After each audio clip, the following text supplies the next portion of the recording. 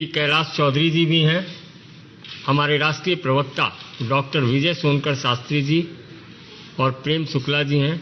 मेरा सादर अनुरोध है माननीय नरेंद्र सिंह तोमर जी से कि आपको संबोधित करें।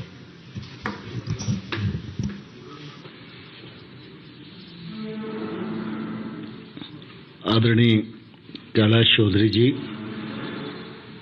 आदरणीय संजय जी, आदरणीय शास्त्री जी, शुक्ला जी और उपस्थित सभी मित्रों,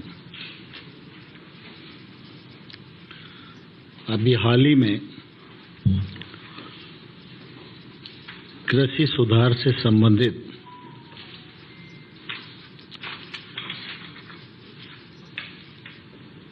विधेयक लोकसभा और राज्यसभा में पारित हुए हैं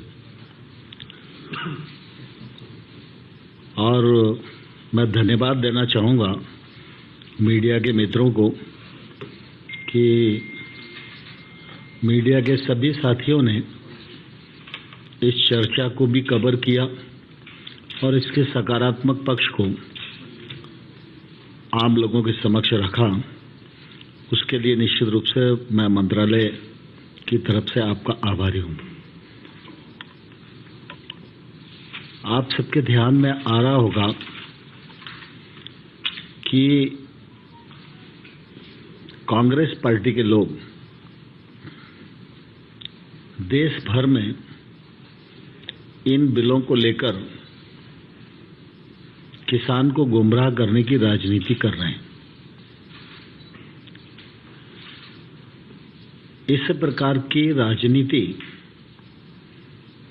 यह दल को तो कमजोर करती है, लेकिन देश को भी कमजोर करती है।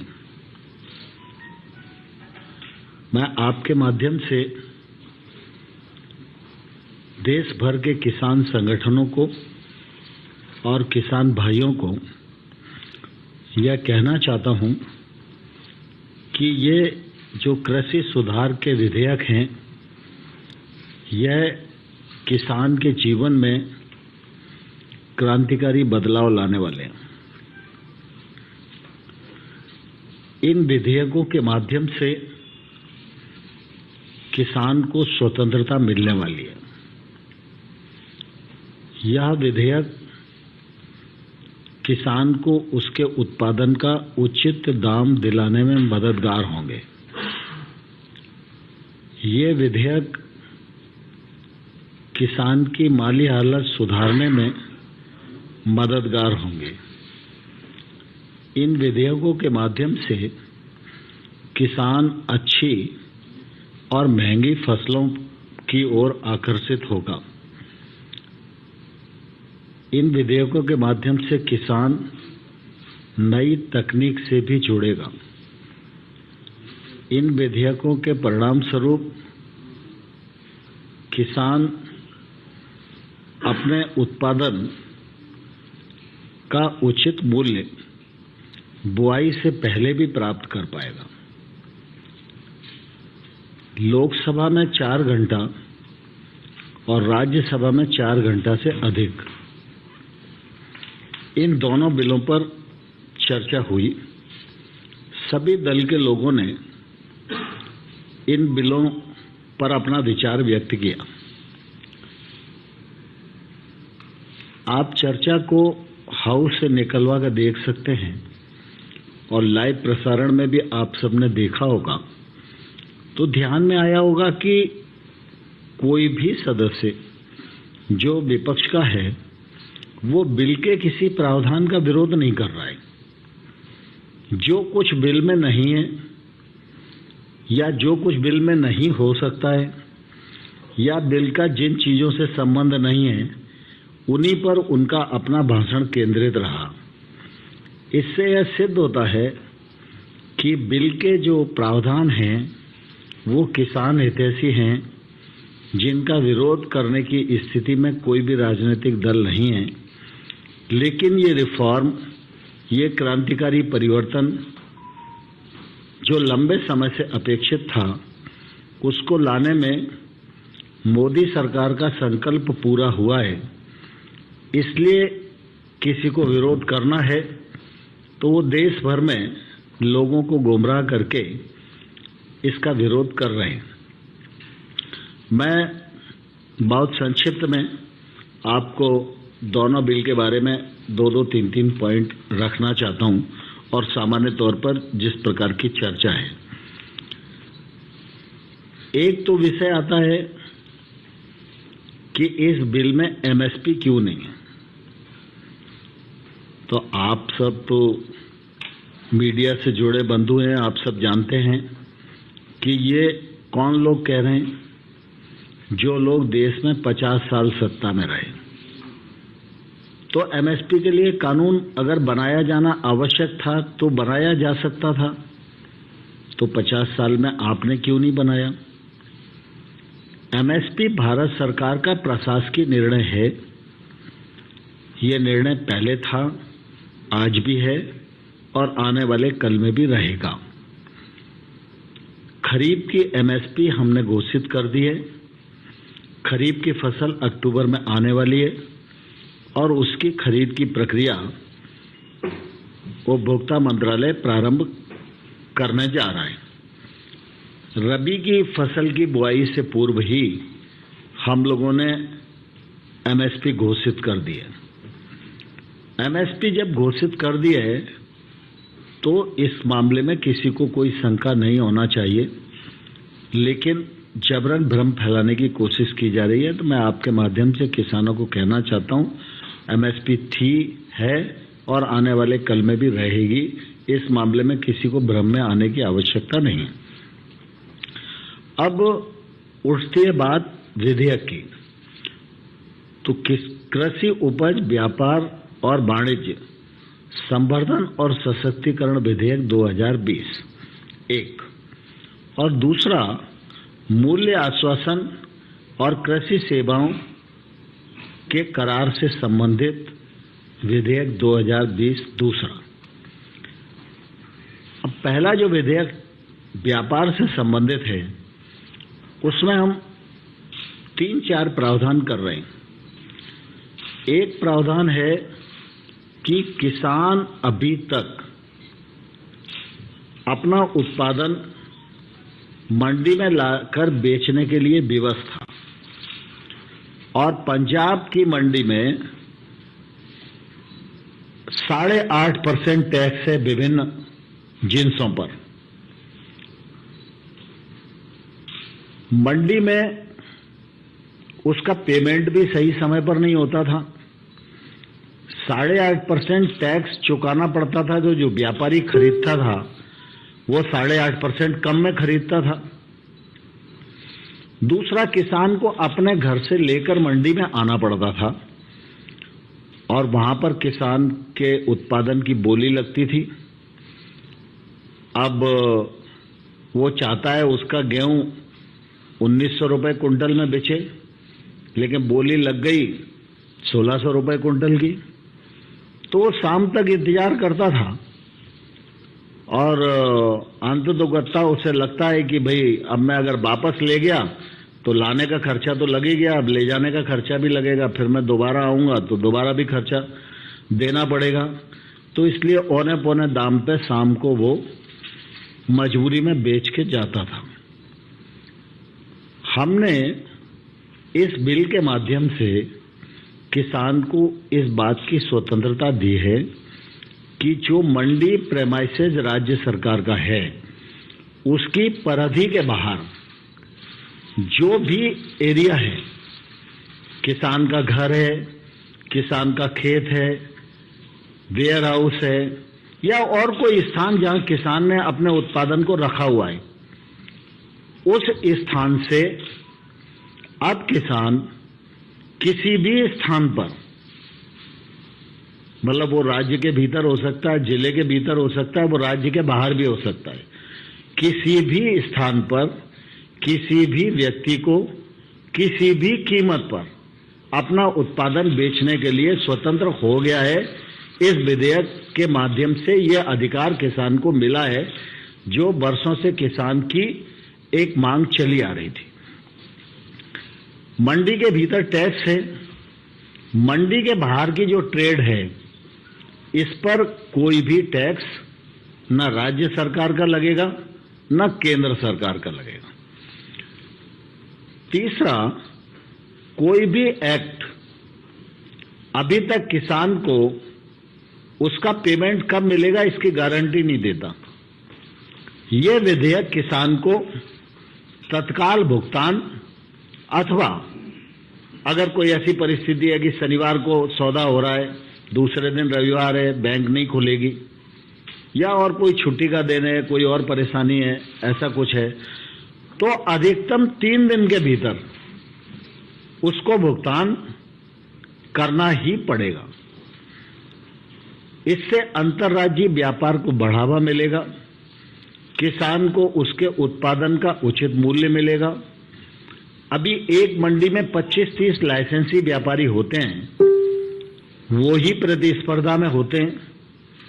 इसके कारण प्रतिस्पर्धा बढ़ेगी, क्योंकि मंडी के बाहर ट्रेड होगा, कोई भी व्यक्ति ट्रेड कर सकता है, जिसके पास पैन कार्ड है वो ट्रेड कर सकता है। ये मानक हम लोगों ने तय किया है। तो व्यापारियों की संख्या बढ़ेगी, व्यापारियों की संख्या बढ़ेगी तो प्रतिस्पर्धा बढ़ेगी, प्रतिस्पर्धा बढ़ेगी तो उसका फायदा तो किसान को मिलेगा ही। तो 2 तरीके से किसान को फायदा मिलेगा। एक तो प्रतिस्पर्धा बढ़ेगी तो किसान को फायदा मिलेगा, टैक्स माइनस होगा तो किसान को फायदा मिलेगा, और अगर व्यापार किसान के घर से ही हो गया तो किसान की जो परिवहन की लागत है वह भी बचेगी। अब इसमें कोई भी प्रावधान ऐसा नहीं है जिससे किसान का नुकसान होने वाला हो। दूसरा, लोग बोलते हैं कि वो एपीएमसी खत्म हो जाएगी। एपीएमसी राज्य के एक्ट से बनी है। एपीएमसी को खत्म करने का न तो इरादा है न मंशा है। एपीएमसी जब तक राज्य चाहेगा तब तक रहेगी। किसान के पास 2 विकल्प हैं, वो चाहे तो एपीएमसी के भीतर बेचे, वो चाहे तो एपीएमसी के बाहर बेचे। ये स्वतंत्रता किसान को हमारे विधेयक देते हैं। दूसरा विधेयक जो मूल्य आश्वासन वाला है, वह विधेयक तो किसान के जीवन में एकदम बदल कर देने वाला है। हम सब ये जानते हैं कि हमारे देश में 86% छोटा किसान है और दिनों दिन किसानी का रकबा छोटा होता ही जा रहा है।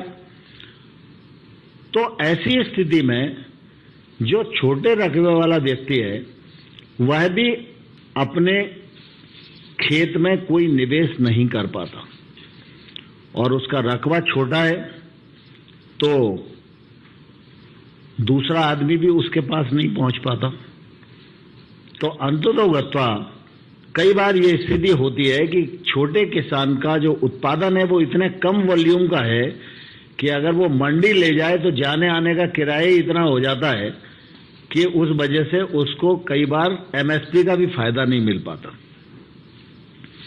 छोटे रकबे के किसान अगर इकट्ठा होकर महंगी फसलों की तरफ आकर्षित होंगे तो किसान को उसकी उत्पादन का अच्छा मूल्य मिलेगा। और इसलिए अभी सामान्य तौर पर एक शब्द चलता है कॉन्ट्रैक्ट फार्मिंग। कॉन्ट्रैक्ट फार्मिंग मेरी दृष्टि में नाम गलत है, लेकिन जिसके लिए वो उपयोग होता रहा है उद्देश्य उसका ठीक है। लेकिन अभी हम जब बिल की बात करते हैं तो हम बिल के माध्यम से किसान के फसल का करार की बात करते हैं। कॉन्ट्रैक्ट फार्मिंग खेत का कॉन्ट्रैक्ट भी हो सकता है, लेकिन हमारा ये विधेयक खेत का कॉन्ट्रैक्ट करने के लिए नहीं है। खेत का मालिक किसान है, उस पर उपजने वाली फसल का मालिक किसान है, लेकिन किसान को इस विधेयक के अंतर्गत बुआई से पहले ही फसल का मूल्य की गारंटी मिल पाए और फसल का वह एग्रीमेंट किसी से भी कर पाए, इस बात का प्रावधान ये हमारा विधेयक करता है। इसमें यह भी प्रावधान किया है कि एक किसान जब किसी प्रोसेसर के साथ करार करेगा तो करार में जो संबंधित फसल है उसका एक औसत मूल्य तय करेगा। जैसे उदाहरण के लिए मौसम्बी की फसल है, तो मौसम्बी की फसल में उन्होंने एवरेज निकाला कि भाई पिछले साल ये भाव था, उससे पिछले साल ये था, उससे पिछले साल ये था, लागत की स्थिति ये थी। तो मान लो एक औसत मूल्य निकला कि 10 रुपए किलो में मौसम्बी का करार करेंगे। तो आपका जितना खेत है मैंने तय कर लिया कि भाई आप मुझसे करार कीजिए, मैं 10 रुपया किलो के हिसाब से जितनी मौसम्बी आपके खेत में होगी मैं खरीदूंगा। तो मूल्य की गारंटी मिल गई, तो किसान को रिस्क लेने में दिक्कत नहीं। इसमें किसान का कोई जोखिम नहीं है। ये 10 रुपए तक का जो करार है, इस करार के अनुसार उसको भुगतान किसान को करना पड़ेगा, बावजूद इसके ओला पड़े, पाला पड़े, प्राकृतिक आपदाएं, कोई भी परिस्थिति बने। जोखिम इसमें किसान का नहीं है। किसान इस एक्ट के माध्यम से अपने जोखिम को प्रोसेसर पर ट्रांसफर करता है। दूसरा, इसमें यह भी करार होगा कि आज तो 10 रुपए किलो मौसम्बी का करार हम कर रहे हैं, लेकिन जब फसल आएगी उस समय भाव मान लो मौसम्बी का 25 रुपया किलो हुआ, तो उस समय किसान के मन में आ सकता है कि भाई मैंने 10 रुपए में करार कर लिया, अब भाव बढ़ गया।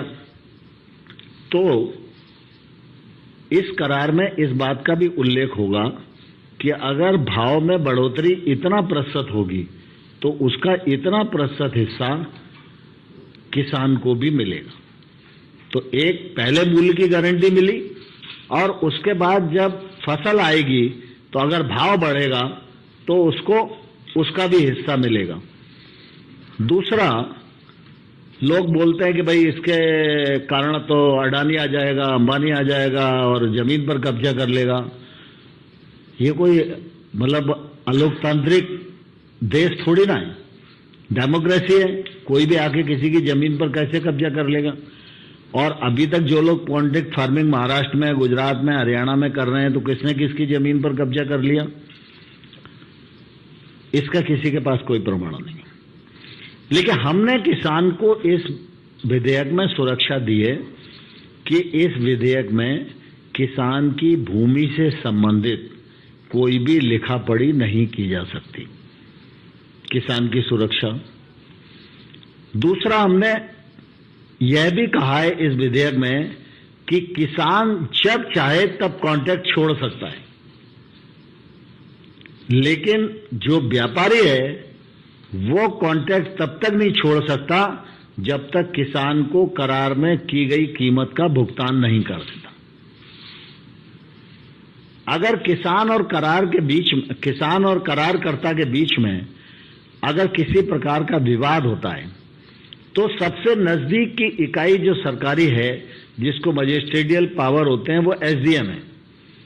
तो हमने एसडीएम को अधिकृत किया है, क्योंकि बाकी दूसरी जगह जाना है उसके लिए तो वो कठिन ही होगा।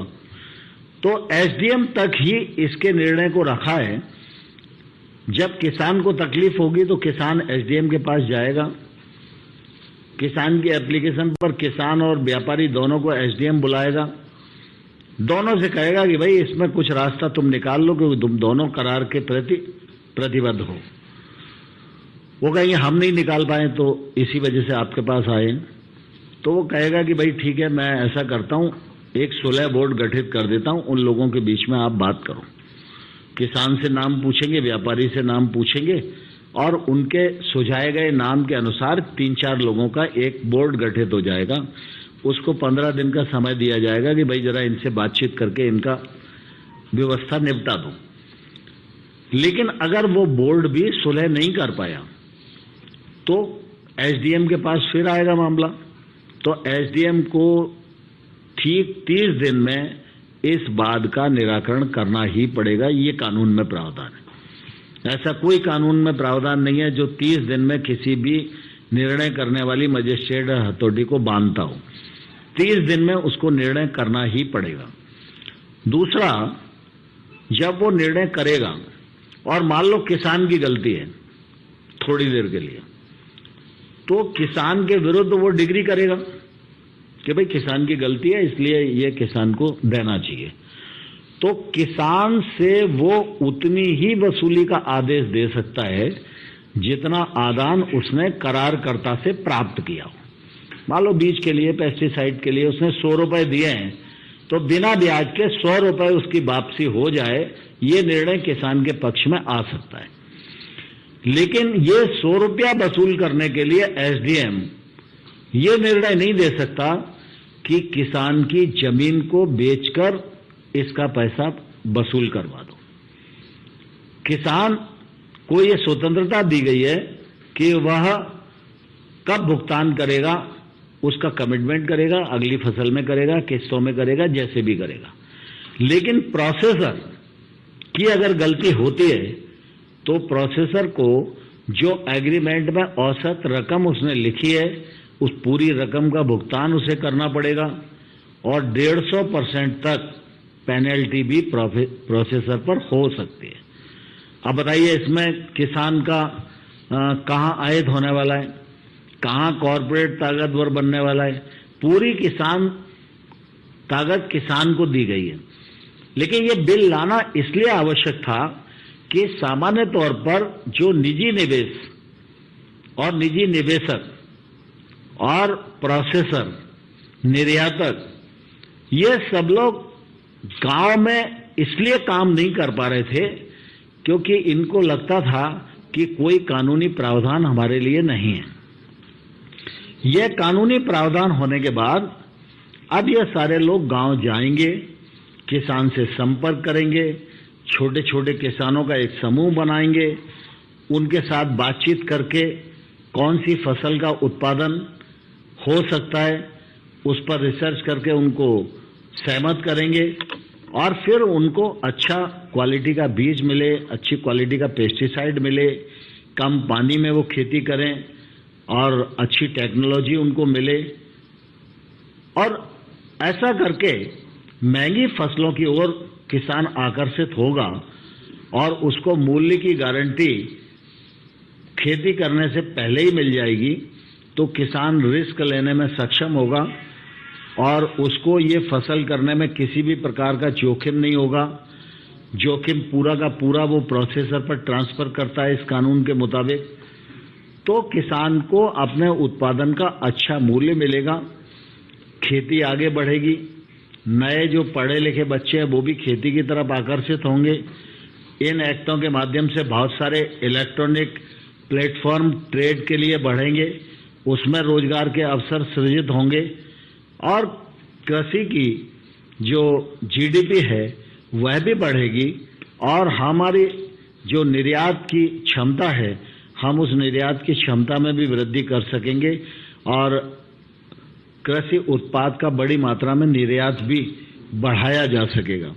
तो मैं आपके माध्यम से कांग्रेस के लोगों को एक बात बोलना चाहता हूं कि अगर वो इन बिलों का विरोध कर रहे हैं तो पहले कांग्रेस को अपने घोषणा पत्र से मुकरने की घोषणा इस देश के सामने करना चाहिए, क्योंकि कांग्रेस का 2019 का जो मैनिफेस्टो है उस मैनिफेस्टो में उन्होंने कहा है एपीएमसी कानून को बदलेंगे,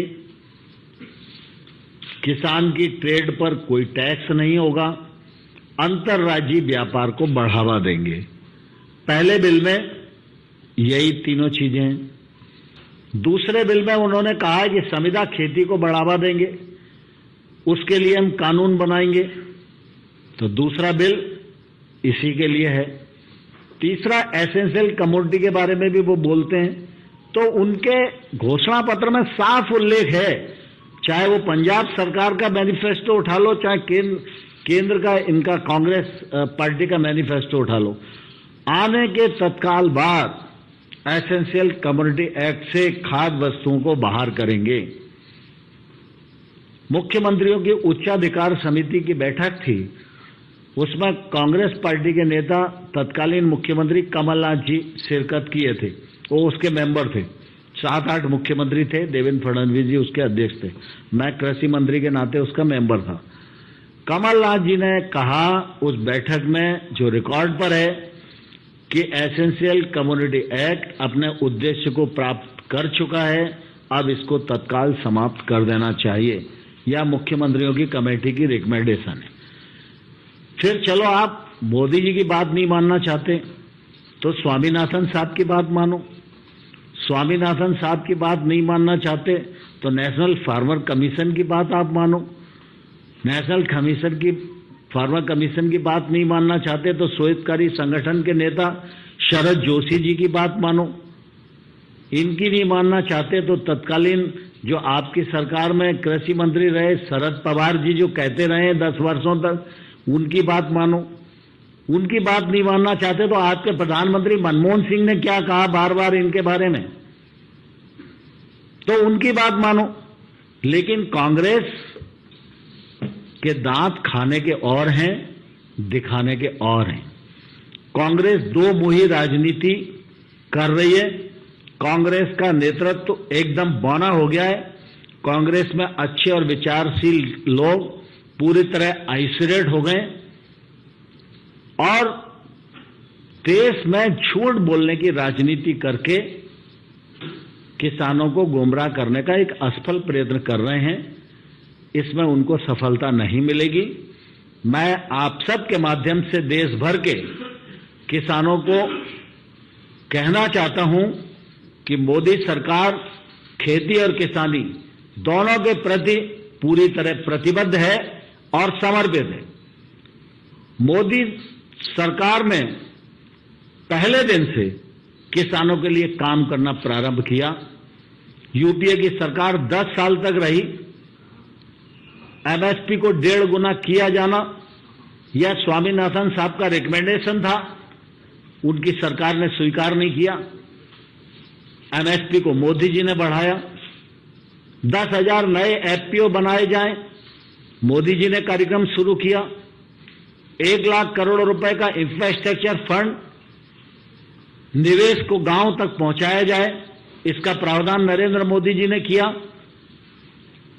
और दुनिया में ऐसी कोई योजना नहीं है जो 1 साल के भीतर सरकार के खजाने से 75,000 करोड़ रुपया निकालकर किसान की जेब में पहुंचाने का काम करती हो। मोदी सरकार ने पीएम किसान योजना के माध्यम से ये बड़ा काम भारत के किसानों की आय सहायता करने का किया है। किसानों की पेंशन का मामला हो, ऑर्गेनिक खेती का मामला हो, तिलहन मिशन का मामला हो, दलहन के उत्पादन को बढ़ाने का मामला हो, खरीद में जिंसों को जोड़ने का मामला हो, दलहन और तिलहन की खरीद पर्याप्त मात्रा में करने का मामला हो, पहले से अधिक उपार्जन करने का मामला हो, पहले से अधिक उत्पादन और उत्पादकता बढ़ाने का मामला हो, हर मामले पर मोदी सरकार ने बढ़ चढ़ के किसानों के हित में काम किया है। और मैं आपके माध्यम से कहना चाहता हूं, इन 6 सालों में सरकारी खरीद के माध्यम से 7 लाख करोड़ रुपया किसानों को देने का काम मोदी सरकार ने किया है, जो यूपीए की सरकार के 10 साल से दुगने से भी ज्यादा है। और इसलिए मैं किसानों को आग्रह करना चाहता हूं कि किसी को भी गुमराह होने की आवश्यकता नहीं है। बहुत धन्यवाद, मुझे इतना ही बिल के बारे में कहना था। यदि आपके कोई प्रश्न हो तो। सर, सवाल है, कांग्रेस का थोड़ी देर पहले ट्वीट किया है कि जो मंडियों से राजस्व आता था उसके ग्रामीण विकास में सरकारें उसको खर्च करती, मंडियों को बंद कर देंगी एक तरह से, तो फिर वो खर्च कैसे करेंगी, विकास कैसे होगा? 7.5 लाख गाँव जो है जहाँ विकास नहीं होगा। मैं आपके माध्यम से कांग्रेस को कहना चाहता हूं, गांव के विकास के लिए किसान का शोषण किया जाए यह उचित नहीं है। आप बरसों बरस तक करते रहे हो, ये पाप आपने किया है और उसी के कारण किसान आज दुरावस्था का शिकार है। अगर आप गांव को इंफ्रास्ट्रक्चर देना चाहते हो तो अटल बिहारी वाजपेयी की तरह हिम्मत दिखाइए ना। अटल बिहारी वाजपेयी जी जब थे तो उन्होंने प्रधानमंत्री ग्रामीण सड़क की योजना बनाई। उस योजना को मोदी सरकार ने भी आगे बढ़ाया और आज गांव में सड़क अगर मिल रही है तो मंडी के पैसे के कारण नहीं मिल रही। जो प्रधानमंत्री सड़क योजना अटल बिहारी वाजपेयी ने प्रारंभ की थी, उसके माध्यम से गांव-गांव में सड़कें हैं। दूसरा, गांव-गांव में ग्रामीण विकास होए, इसके लिए केंद्र सरकार लगातार अपने फंड्स को बढ़ा रही है।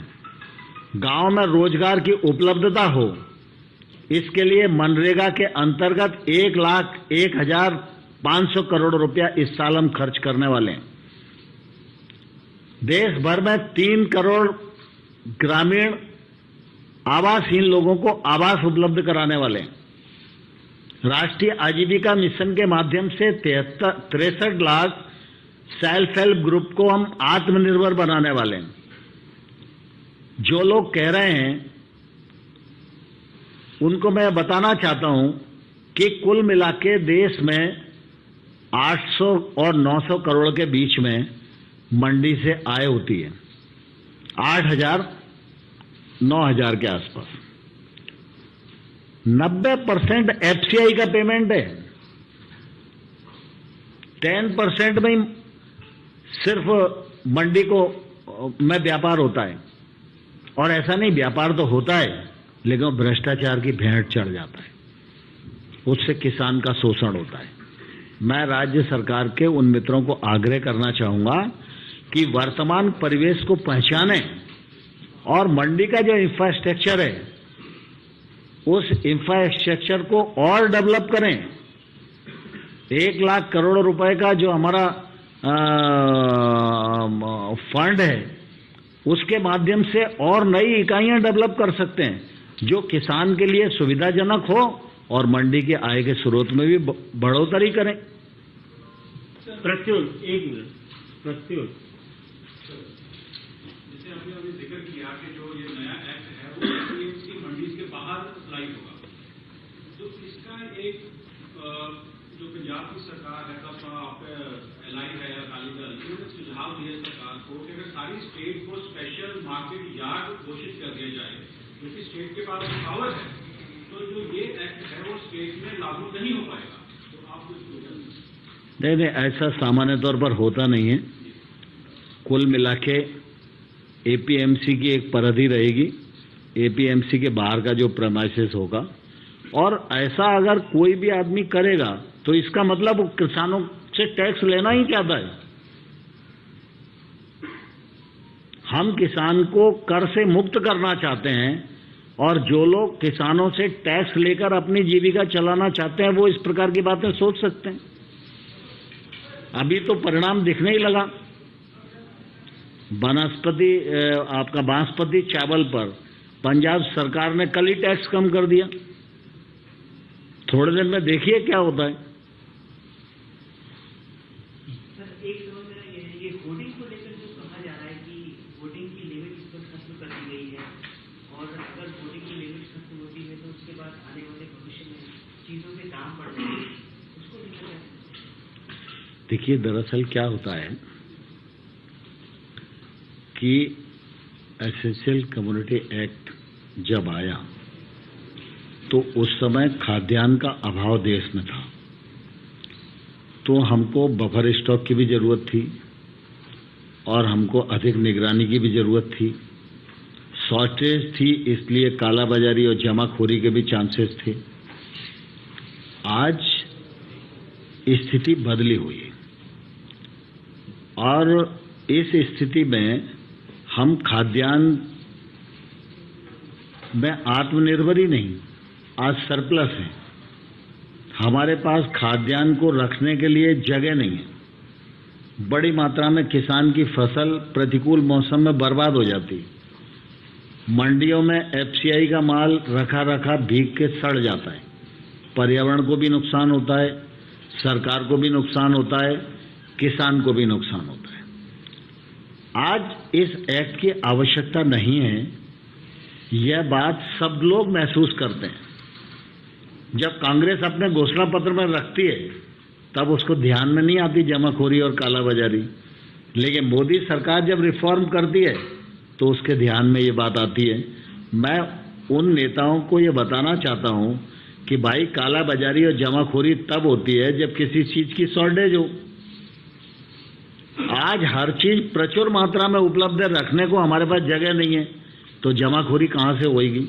दूसरा, इससे निजी निवेश भी बढ़ेगा, क्योंकि अभी अगर किसी व्यापारी को ये लिमिट तय कर दिया कि आप 100 टन ही खरीदोगे, तो वो 100 टन को स्टोर करने के लिए इंफ्रास्ट्रक्चर बनाता है। लेकिन आपने कह दिया कि आप 1000 टन भी खरीद सकते हो और इस पर कोई रोक नहीं है, तो वो अगर उसकी आर्थिक क्षमता 1000 टन खरीदने की है तो वो खरीदेगा। लेकिन जब वो खरीदेगा तो सरकार की तरह सड़ने नहीं देगा।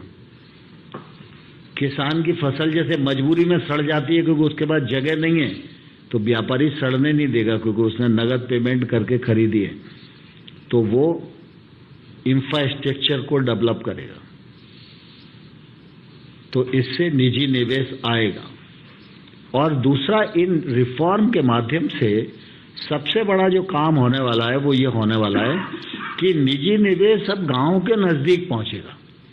अभी सामान्य तौर पर क्या होता है कि जैसे जितना भी वेयर हाउस या कोल्ड स्टोरेज की संरचनाएं आपको दिखेंगी तो वो जिला स्थान के आसपास दिखेंगी, गांव में नहीं है। गांव में नहीं है इसलिए कोई भी किसान उसका लाभ उठा ही नहीं पाता, क्योंकि किसान अपना माल रख ही नहीं पाता। अब जब ये एक्ट गांव में ही खरीद करने की इजाजत देंगे, तो मैं अगर खरीदार हूं और मेरी क्षमता है तो मैं अपना वेयर हाउस विकास खंड के स्तर पर लगाऊंगा ना, सारी चीज को वहीं खरीद के रखूंगा, और जब वो बेचेंगे तब लॉजिस्टिक खर्च मैं उठाऊंगा, पहले क्यों लॉजिस्टिक लागत मैं लगाऊं। तो एसेंशियल कम्युनिटी एक्ट में सरकार अपना अधिकार कम कर रही है, और अधिकार जब सरकार कम करती है तो उसका स्वागत ही होना चाहिए। जब सरकार कानून के माध्यम से अधिकार को केंद्रित करती है तो विषय आलोचना का होता है। मोदी सरकार ने तो अपने अधिकार को कम किया है, इसमें किसी को क्या आपत्ति होनी चाहिए। सर, अभी केरला स्टेट गवर्नमेंट ने सुप्रीम कोर्ट पहुंचने से डिसीजन लिया है ये बिल के खिलाफ, क्योंकि ये किसान विरोधी बिल है। जैसे बोलकर स्टेट गवर्नमेंट ने अभी डिसीजन लिया है कि सुप्रीम कोर्ट जाओ, आपका क्या? देखिए, दरअसल क्या है कि कानून बनाने के लिए देश में सर्वोपरि शक्ति संसद है और पार्लियामेंट ने इन कानूनों को बनाया है, नंबर 1। दूसरा क्या है कि न्यायालय में आर्गुमेंट कानून के हिसाब से होता है, मर्जी के हिसाब से नहीं होता। कोई बोल दे किसान विरोधी है, कोर्ट क्यों अपना टाइम खर्च करेगा। ठीक है, कोर्ट में एप्लीकेशन देना और अपनी बात रखना हर एक आदमी का लोकतंत्र में अधिकार है, तो मैं उनके अधिकार को चुनौती नहीं देता। लेकिन केंद्र सरकार को ये कानून बनाने का अधिकार समवर्ती सूची की 7वीं अनुसूची की प्रविष्टि 33 के अंतर्गत है। उसमें हम ट्रेड के लिए कानून बना सकते हैं। उस प्रविष्टि 33 के अंतर्गत हमने इस कानून को बनाया है, इसलिए कानूनी रूप से हम पूरी तरह सही हैं। सर, राहुल गांधी का एक ट्वीट आया है कि मोदी सरकार किसानों के साथ सुलझाने की बजाय पीआर में लगी। काय में लगी है? पीआर में लगी। मेरा कहना यह है कि राहुल गांधी पहले किसानों के प्रति जो कमिटमेंट अपने घोषणा पत्र में कर चुके हैं उसका उनको आत्मलोकन करना चाहिए।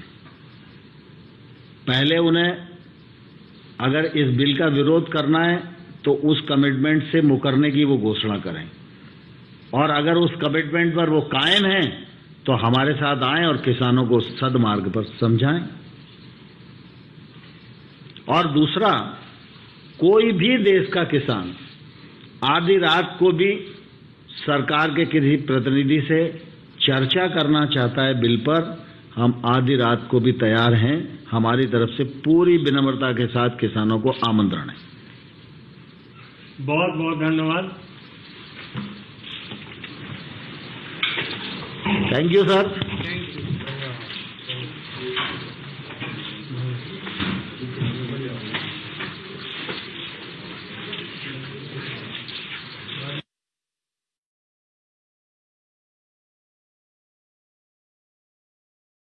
एवं राज्य मंत्री महोदय जी का स्वागत करता हूं। आभार व्यक्त करता हूं कि आप अपने समय सारे व्यस्तता के बावजूद इसके लिए अभी दिए हैं और ये उद्घाटन के लिए इसके लिए मैं आभार व्यक्त करता हूं।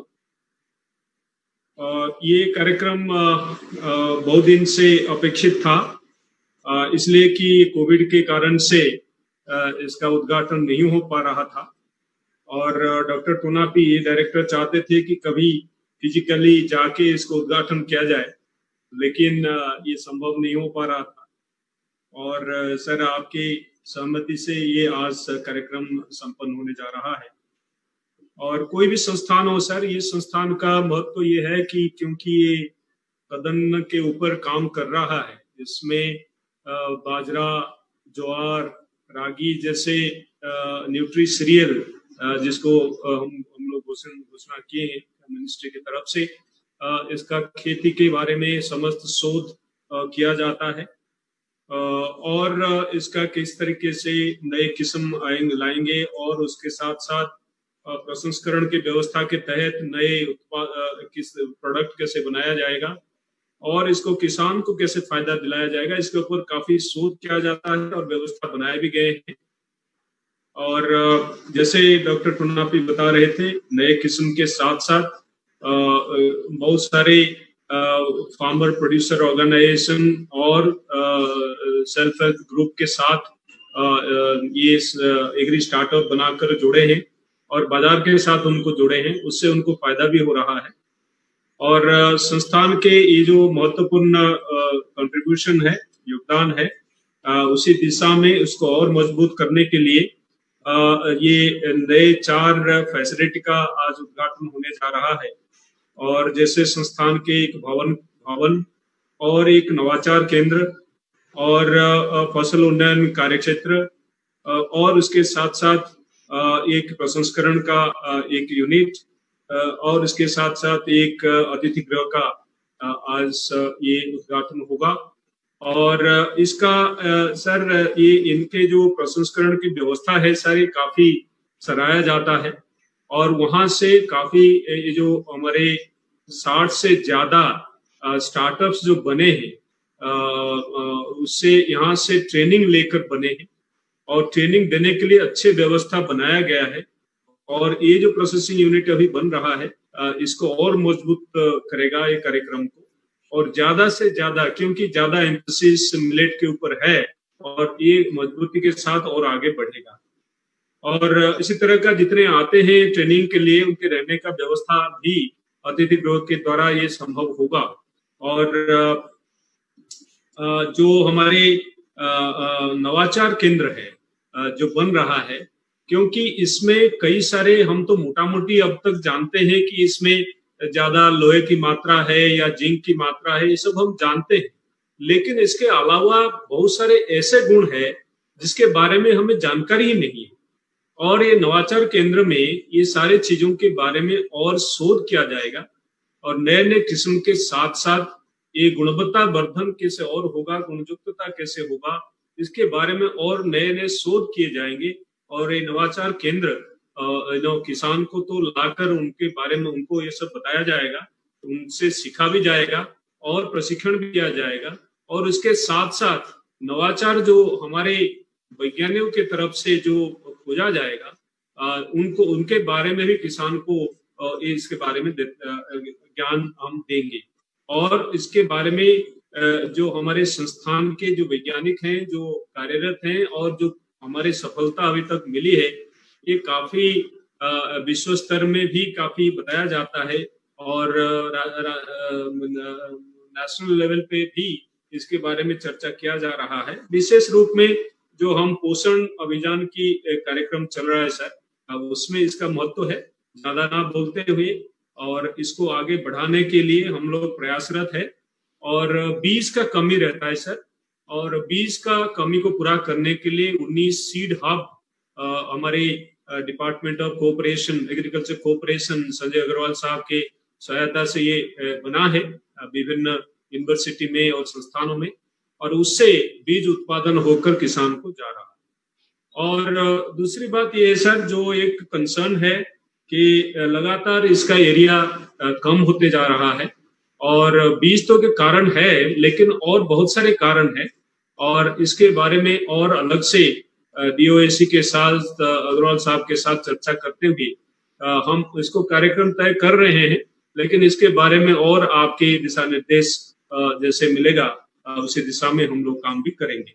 और ज्यादा ना बोलते हुए मैं यही समाप्त करता हूं और आप सबको पुनः स्वागत करता हूं, और विशेष रूप में हमारे सम्मानीय मंत्री महोदय जी का, जो आज यहाँ उपस्थित हुए हैं अपने मार्गदर्शन देने के लिए, आशीर्वचन देने के लिए, और हमारे जो 4-5 जो व्यवस्थाएं हैं उसका उद्घाटन करने के लिए। सो इसके साथ मैं ही समाप्त करता हूँ। बहुत बहुत धन्यवाद सर, बहुत बहुत धन्यवाद आपके मार्गदर्शन के लिए।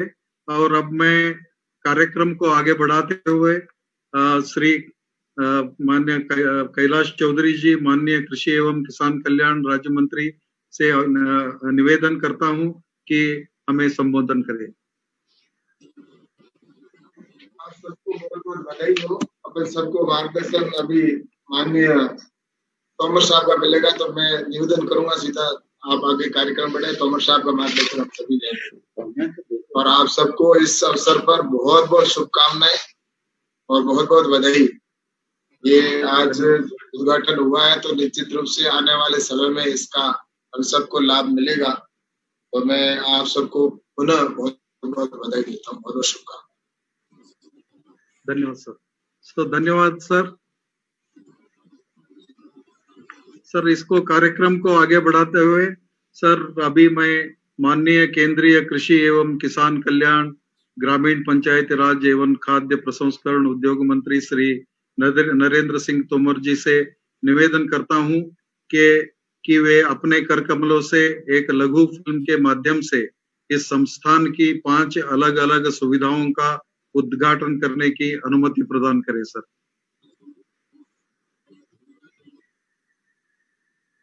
सर, आपकी अनुमति है तो इसका अभी हम अनुमति है, करिए। जी सर।